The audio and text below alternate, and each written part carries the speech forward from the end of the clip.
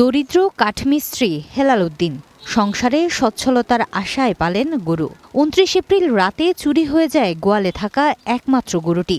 দিশেহারা হয়ে দাঁড়ে দাঁড়ে ঘুরছেন জামালপুরের মেলান্দহ উপজেলার এই ব্যক্তি।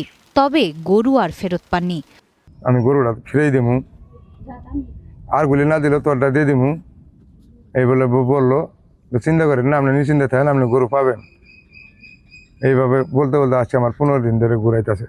আমার সম্পদ আছিল, আমার বাপের বাড়ি বংশত না টাকা নেই, আমি গরু কিনছিলাম, 2টা কিনছিলাম, মরণ ধরছিলাম, একটা বেশি আমি চিকিৎসা হয়েছে, আর একটা গরু আমার চালান হাসিল। সে রাতে একই গ্রামের আরও 13টি গরু নিয়ে যায় চোরের দল।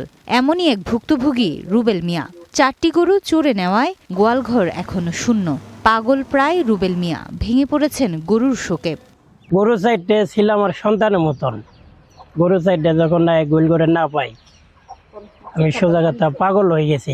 গরু সাইডে কৃষি কাজ করে কত কষ্ট করে খাদ্য বাদ্য কিনে গরুরে খিলেলো, লালন পালন করলো। খুব আশা ছিল অনেক গরুরই করা।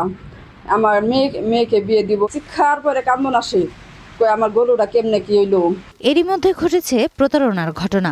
গরু ফেরত দেওয়ার কথা বলে নেওয়া হচ্ছে টাকা, তবে গরু আর মিলছে না। পুলিশ বলছে অধিকাংশ গরুর মালিক থানায় অভিযোগও দিচ্ছেন না।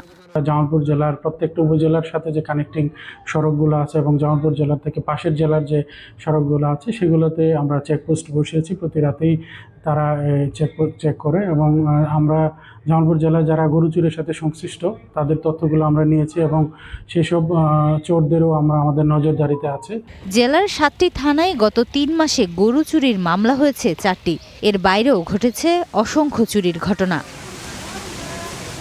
Desk report, star news.